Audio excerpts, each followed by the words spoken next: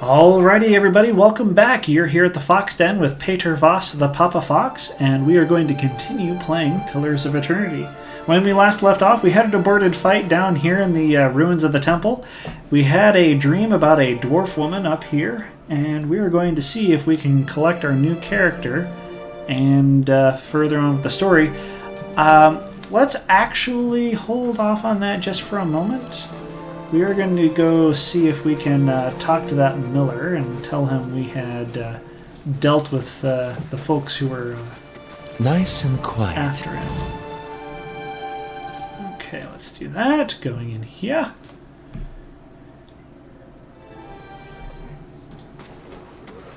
Hail, traveler. Water. Spoke to Swamer. I've convinced him to leave your family in peace. What? What's that? Really? That's great news. I wasn't sure you'd get through to him.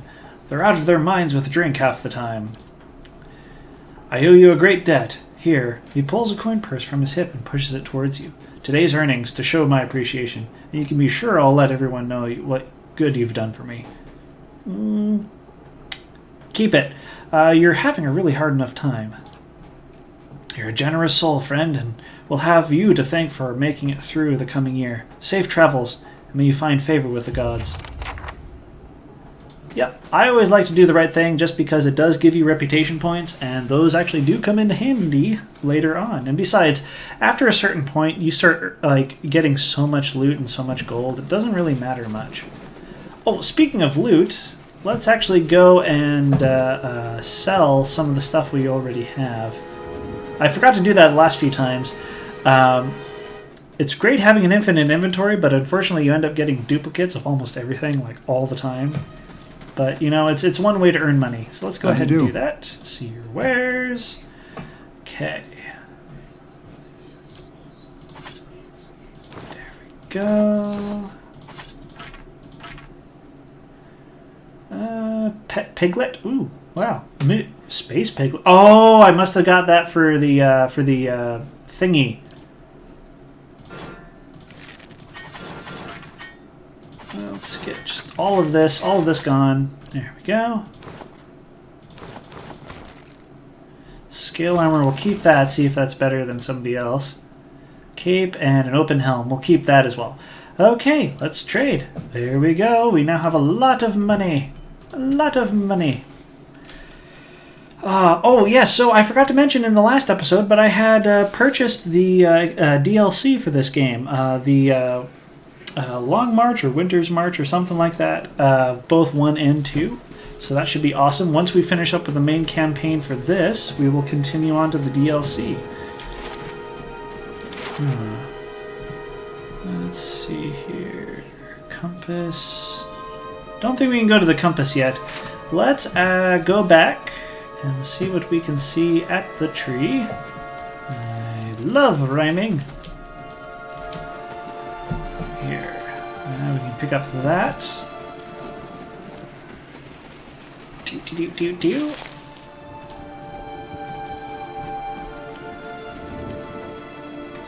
Okay, there we go.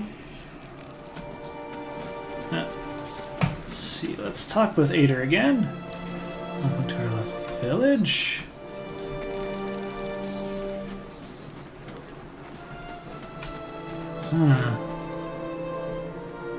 Okay, goodbye.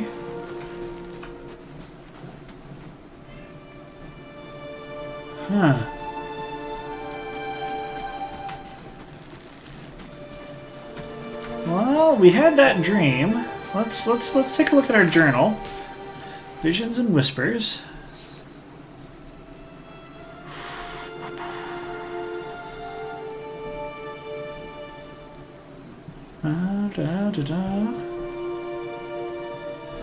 Oh, right. Wait, we haven't slept yet, so let's go ahead and do that. I've forgotten exactly what we did before we canceled that save out. Let's go down to the inn. We're going to actually sleep in the inn, see if we can get a bonus for our condition. There's that. Open the door.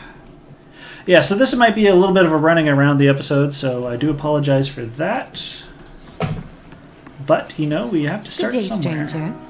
Let's see, I'd like a room, please. Yeah, so I really like their available room system in this game. Basically, you can get like regular common rooms or whatnot, but you can also get other stuff that will help.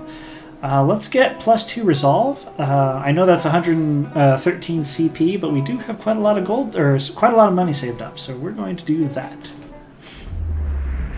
we go. We saw this in our last one, so we're just going to skip through it. Okay, let's go back outside. But yeah, you can get a lot of stacking bonuses from various sleeps and everything, so that is awesome. And sleeping at inns and whatnot actually does help quite a bit. Okay, let's see if there's something different. Let's see if we can talk with Ader. Ah, yes, there we go. Caldara de Baranzi. The squat, distended body of an elderly dwarf woman dangles from a thin, crooked bow that sags at the tug of her noose.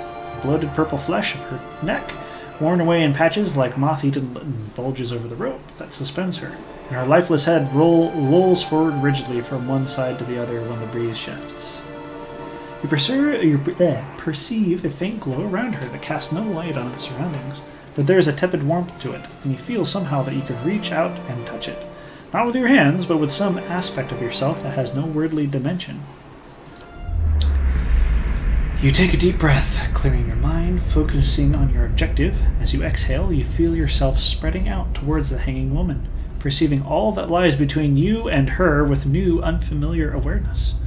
Once you have expanded enough to reach her, there is a sudden jolt to your mind, a ringing, electric surge of images, words, and sounds.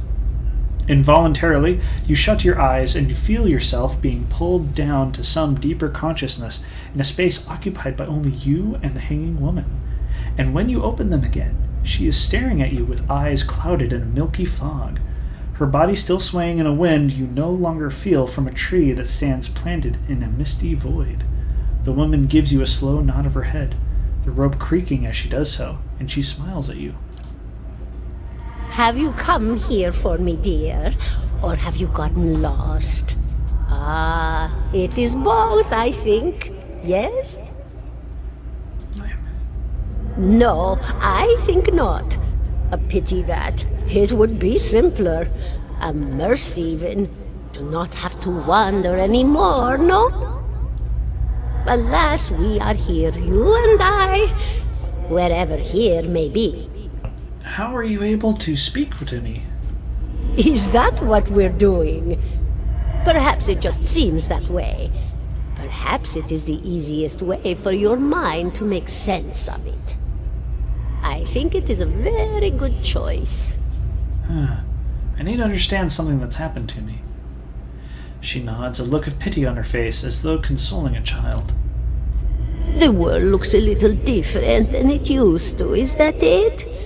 Feels like you're noticing things for the first time that have always been there. She nods. You have seen past the shroud. It only takes an instant. Your soul remembers, yes? Remembers how it sees when it leaves the body, like being reminded of a dream you had forgotten. You are a watcher now, and a watcher you will stay. What on earth is a watcher? What indeed? Long hours have many animancers spent studying such things. Not I, though. Not I. I'll tell you what I know, though, since fair is fair, and here we are visiting, you and I, and it reminds me of better times. I bet. A rope around my neck would not be better times. Souls pass on. Some say through Audra stones, which are the blood veins of the world. They leave the world for a time and are reborn into it, sometimes more than they were before, but usually less and seldom the same.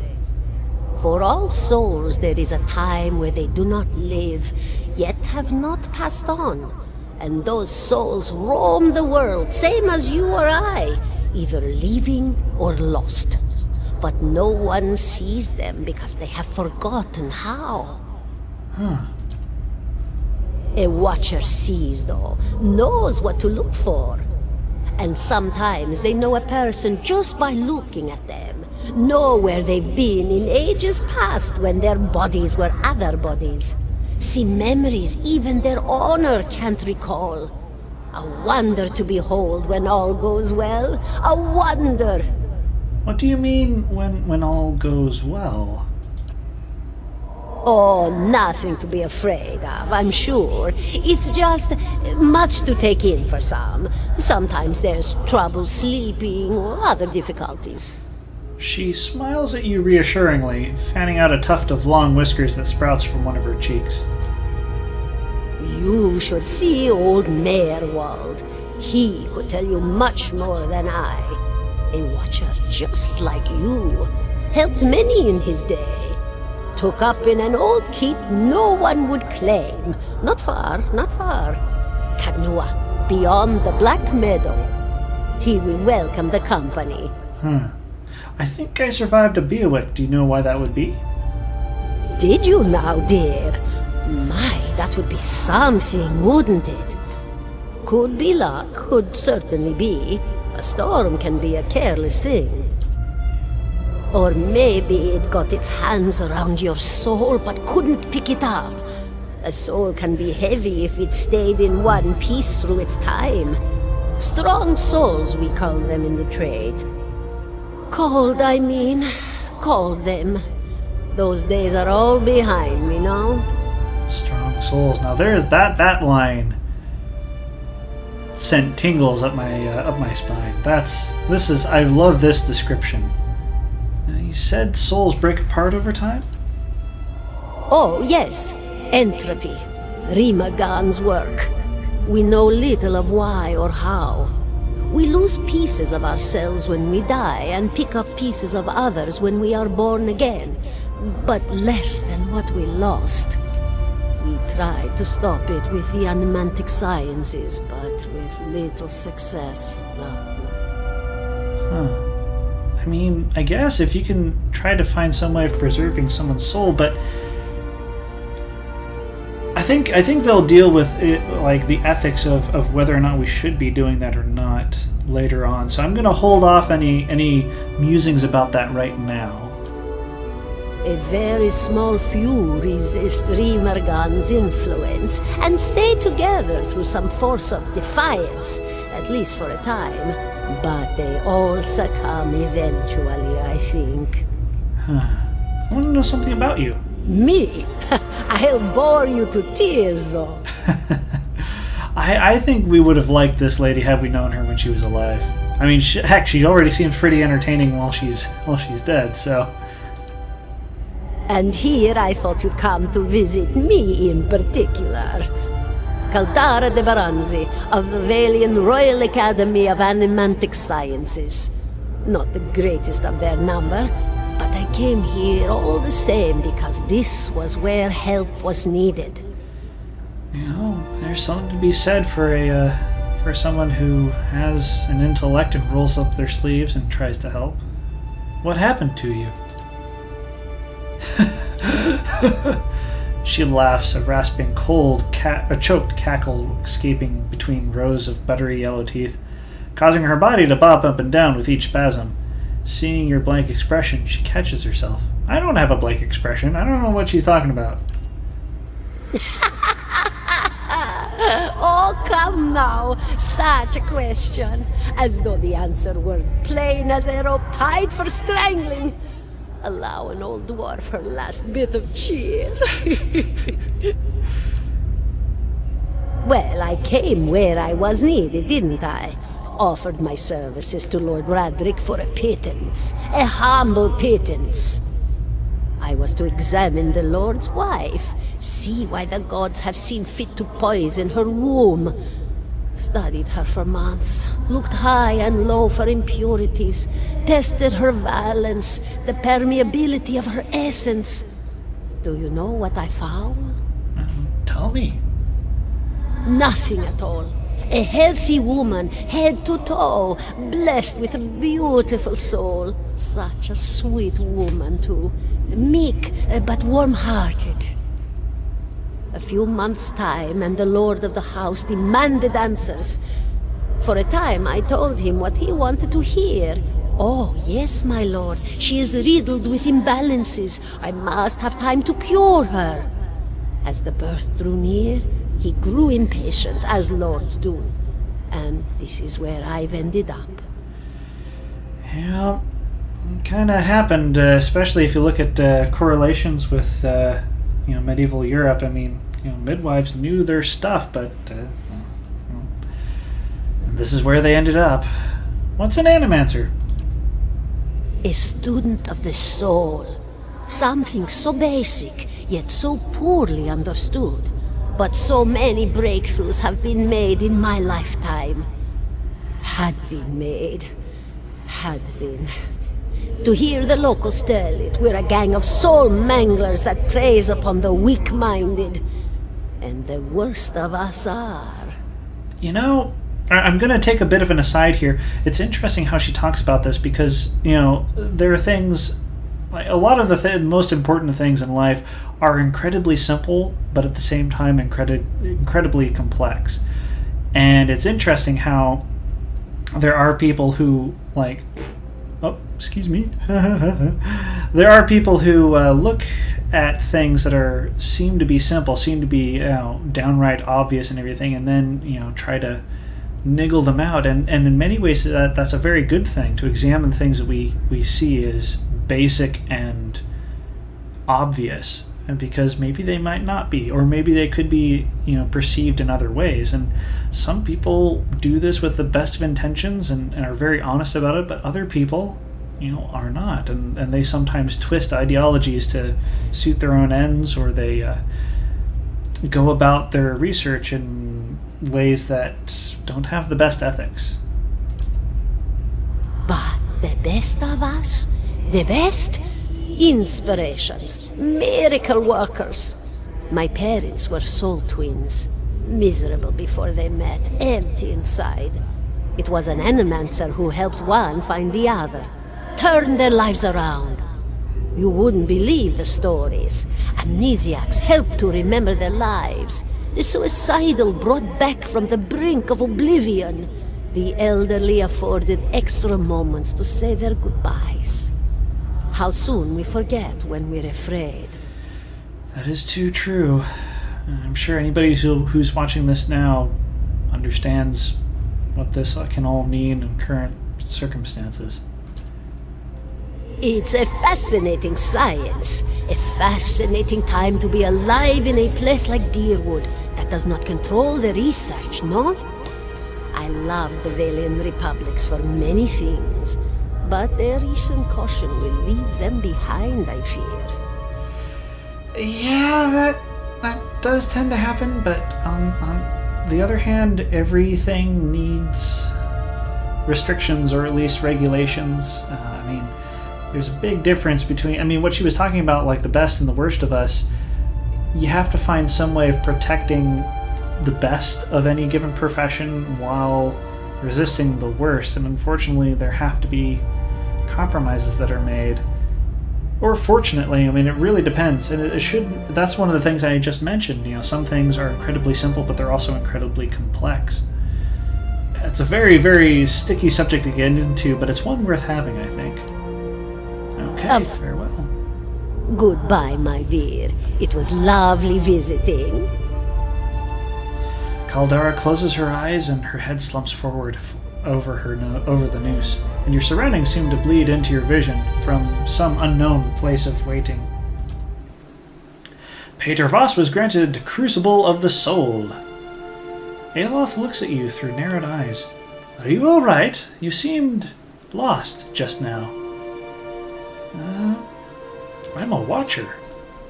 Arched eyebrows recede into his hood. Well, that is interesting. And I expect that explains how you survived a bivouac, In any case, I appreciate your honesty. Since we're traveling together, it's probably wise for us to share these things. Do you know anything about watchers?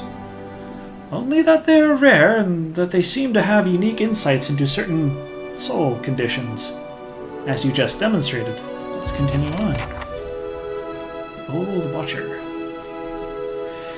Ader, the smell of pipe smoke, at once earthy and sweet, winds its way into your nostrils. Your eyes trace the smoke to its origin, where you find a broad man with straw-colored hair leaning against a mossy rock wall, his pipe held to his lips with one meaty hand.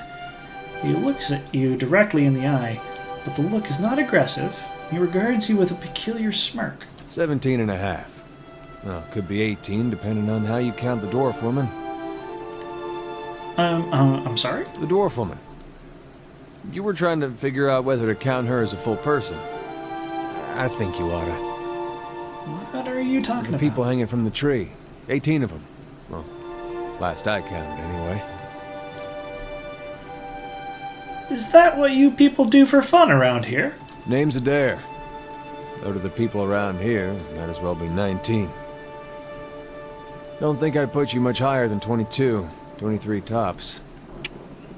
You look like the sort that likes to get involved. What makes you think I was interested in the dwarf woman?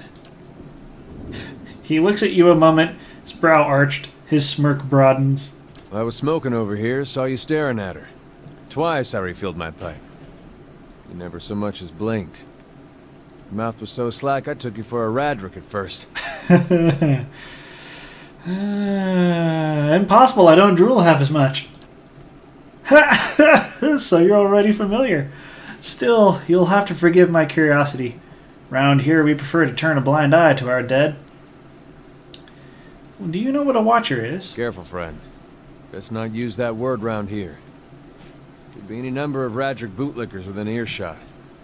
Ciphers, animancers, watchers. Same thing in the eyes of folks around here, Radric especially. They come through these parts all the time with their cures, preying on the desperate. None of them are who they claim to be. Of course, seeing you with that funny look, I'd be halfway inclined to believe you were having some kind of communion with that dwarf. Either case, maybe I'm not 19 after all. No offense. You think you're going to be The hanged? town's had it in for me for a long time now. Only fellow who ever stuck up for me, well, he's number 18 up there. My headman on the farm. Used to be my captain during the war. A war? Saints' War. Only one in my lifetime. Fella decides he's the living incarnation of Aethys, overthrows Red Ceres, marches on to Deerwood, so we give him a Deerwooden hello. What's a Deerwooden hello? We blew him up. He smiles at this, but is the smile of one recounting a joke for effect rather than enjoyment. Who is Aethys? God of rebirth and redemption, formally anyhow. Maybe they call him something different where you're from. I had other questions. Why was your headman hanged? Got involved? Radric sent men down here the other day. Said they had it on good authority someone in town was working with the Kolsk, plotting Radric's overthrow. Said if he didn't come forward right then and there, they'd hang every last one of us. Not one was coming forward, so Swithin, that's my headman, he steps up and says it's him. They took him at his word. He sighs and shakes his head, his eyes fixed on the tree. Bound to happen sooner or later. If not for plotting against Radric, then for protecting me. What does your town have against you? Picked the wrong god. That's what it comes down to.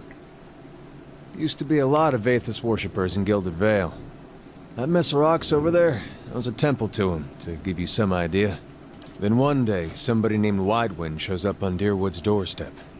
Says he's the living flesh of Aethys. Got an army with him. Suddenly, Aethys isn't so popular in these parts. My brother Woden and me, neither of us believed it. No way was that Aethys. He enlisted, and then I did too. But, he didn't make it back. That breaks my heart. Couldn't imagine, losing a sibling like that. After the war, people took to punishing Aethys worshippers, accusing them of treason. Got real ugly, especially after the legacy started. Folks needed someone to blame. I was safe because I fought, but then this rumor starts that my brother, that he was on the wrong side. And I wasn't so safe anymore. Until my headman stepped in and said they'd have to hang him to get to me. Looks like they did. Seems that's no longer a concern. Of course, the townies don't do the hanging these days, but when Raedric's men come, they got no problem doing the pointing. Well, it's just as good in some cases. Aeloth glances at you and lowers his voice. You can see why I was so eager to leave. Who's Kolsk? Someone who got tired of all the hangings. He's on the run now. Probably will still be when they catch him. If you're next to be hanged, what are you still doing here? Drinking, mostly. Point of fact, I'm on my way out. Just haven't figured out where I'm going yet. A whole lot of places out there that don't think Weidman's legacy started with Weidman. Well, we could travel together. Where are you heading? Some place called Caed Nua. There's an old watcher there who might be able to help me. Seem to remember hearing something about that years ago. He tamed that place. People would seek him out for all kinds of things. Troubles of the soul, questions for the departed. Of course, that was back when you didn't have to say watcher with a hush on your breath. A man such as that, there'd be things I'd want to ask him. Don't know why I never thought of it before. Yeah, true. Not sure how I feel about setting out with a stranger, and a strange one at that. But, truth be told, you might be the only one in town who wouldn't feel some relief seeing me swing from that tree. That's true. That's no way for anybody to be treated. There's a fine reason if I ever heard one. Alright then. Guess I'll do some sightseeing. Long as you're not the one picking the sights. He tilts his head forward and gives you a pointed look. Well, there we go. We have 17 and a half. 17 and a half. Bring Ader to speak with Merwald. Okay, so I think we're actually going to call that the end of the episode. I know that was a lot of dialogue, but man, it just gets real interesting. I know this series isn't going to be the most action-packed all of the time, so if that's not your thing, I'd suggest sticking around for a bit because it does pick up quite a bit. We're actually going to be doing some fighting. We're going to go back and punch that bear in the next episode. But if you liked, feel free, or if you enjoyed the video, feel free to leave a like or comment or even subscribe to the channel if you want to see more of this kind of stuff. It's great to see you all here at the Fox Den. I hope you'll pull up a chair next time for some more Pillars of Eternity. All right, y'all take care now. Take care. Bye.